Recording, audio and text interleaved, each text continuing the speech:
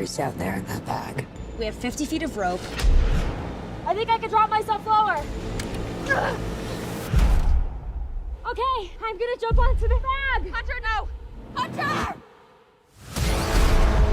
Every hour that passes, the weaker we get. If anyone called 911, they'd be here by now. What is it that Dan used to say? If you're scared of dying, don't be afraid to live. There she is. Hi, I heard you guys and I came running. Wonderful. Hi, Grace. Jeff in Las Vegas. Hi. What was that? I said, hello, Jeff in Las Vegas. How are you? Oh, hi. I'm good. How are you? I'm doing great. Thanks for joining me to talk about fall. Man, I think I thought this fingernail. I bit off this one. I mean, it was just an amazing thriller. So congratulations. Thank you so much. I love your background. Oh, thank you. Yeah, I had to feel like it. You know, I'm from Las Vegas, so it was a desert setting. So it looks like right outside my window half the time, right? Oh, so you know what I went through pretty much being in the sun and the heat. Well, you know, your character, she had a rock climbing tragedy, mourning for over a year. How is it affecting her life and her friends and family? It's caused her to become a bit of a hermit. She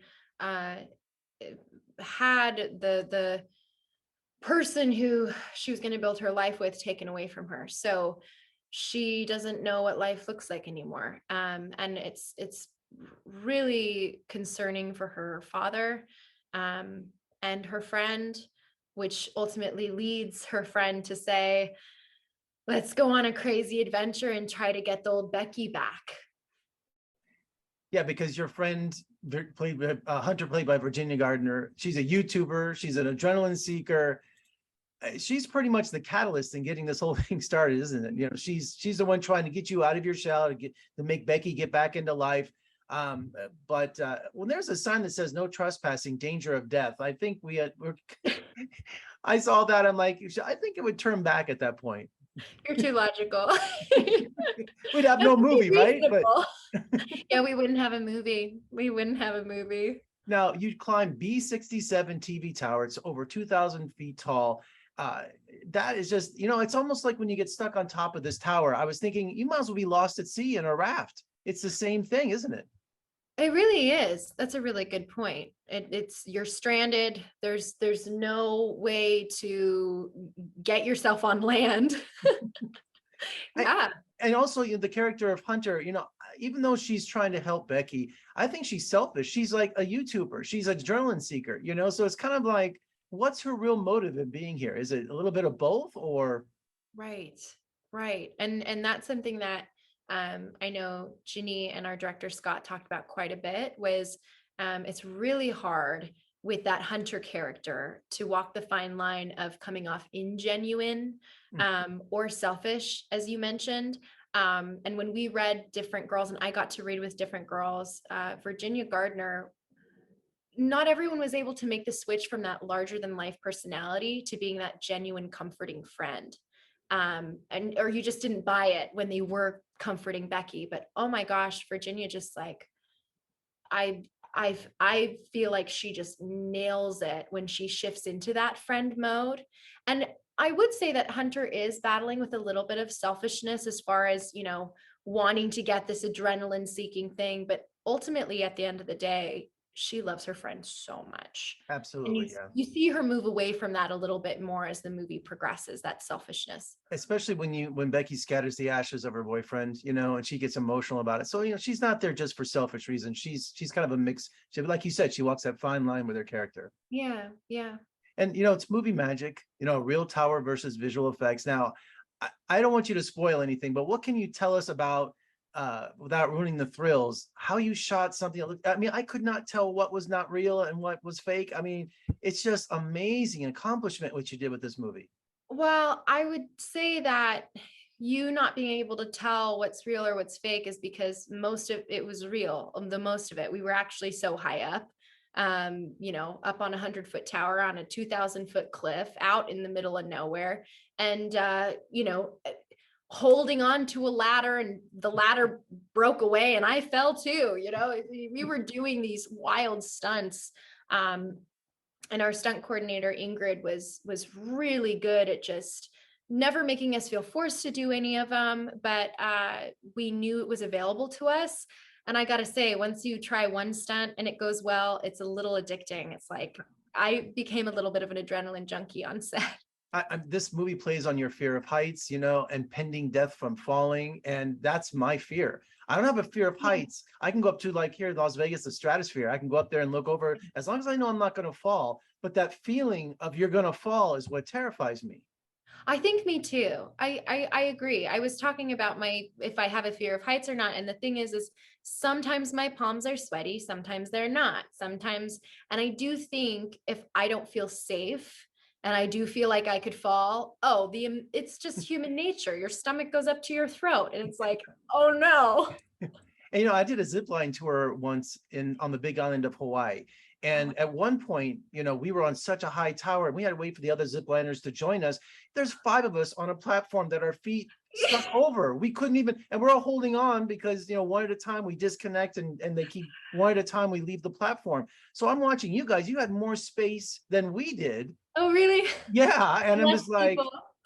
I was in real life feeling I was going to fall, you know, I'm holding on to the pole, but so working in that small area right there, I mean, was there a choreography to that or did you discuss it or? Oh yeah. Oh, well, we kind of prepared like a play. Scott had a little platform that was the size of the platform we were going to be on, and he kind of propped it up on some boxes. It was very precarious.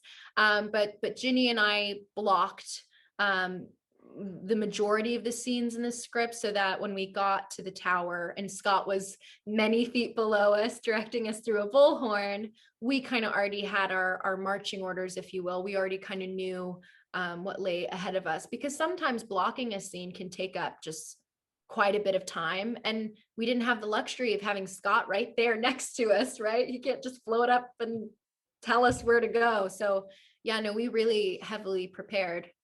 And I thought it was really cool that you had Jeffrey Dean Morgan as Becky's father. I mean, what a presence, huh? Oh, so cool. It was funny. I knew that he was going to be playing Becky's dad right away when I was auditioning, because he was cast pretty early on, and that was definitely an exciting element for me. I was like, oh, that's so cool. I want Jeffrey Dean Morgan to be my dad. That's fun. The Walking Dead. I'm like, yay, look who it is. Yeah. Supernatural. I mean, gosh, he's done a ton of stuff. Now, Scott Mann, the director, his style, you and Virginia really had to draw upon your acting skills to look feared, you know, this being scared and the adrenaline. Was there tricks when the camera started rolling that you, as an actress, you guys psyched yourselves up? Because most of this movie, you guys have to act like, you know, you're about to fall or you're just in danger. Yeah. And truth be told, there were times where Scott said to us, you know, careful guys, you're looking a little too comfortable up there. Because we were hanging out up there every day. We have practically, it's our main location. We hardly are at any other location than that tower. So it was, Ginny and I, it was our hangout spot, you know, not very comfortable, but a hangout spot nonetheless. And as far as acting scared and fearful, Ginny and I both have a horror background. So I have experience working in that genre. And I think just there's a sequence from Annabelle Creation I did that, you know, of course is a few minutes long in the movie, but took us a couple days to shoot. And when you're getting that onset experience of what it actually is like to film a horror scene was so incredibly educating. I definitely utilized everything I learned from that, because you're ramping your character up from a 1 to a 10 over the course of a scene that you might film out of order, just that scene alone, let alone how much we film the movie out of order. So kind of mapping out where you are emotionally, depending on the shot, the angle, it's a whole mental gymnastics. And finally today, as they wrap us up here, was there pressure on you and Virginia? Because you carry the entire film. There's not an ensemble here. You're stuck at the top of a 2,000-foot tower for the entire film. So did you guys ever have a discussion saying, oh my gosh, Virginia, we got to carry this entire film? No, I mean, I think there was so much assigned for us every day when we showed up, whether it was stunts or a 7-page scene. that wasn't on the schedule, that Scott came up to us at lunch and went, Grace, we're not going to shoot this scene. We need to shoot this scene because of the weather. And suddenly Ginny and I are running lines back and forth. We were in such a state of fight or flight. I mean, every day with this production. I don't think there was time to get consumed with insecurity. You know what I mean? Yeah, It was like do or die. moving fast. Yes. Yeah. Well, congratulations. What an excellent thriller. You guys were wonderful. And I appreciate your time today, and best of luck with the film. Let's talk again soon. Oh, thank you so much.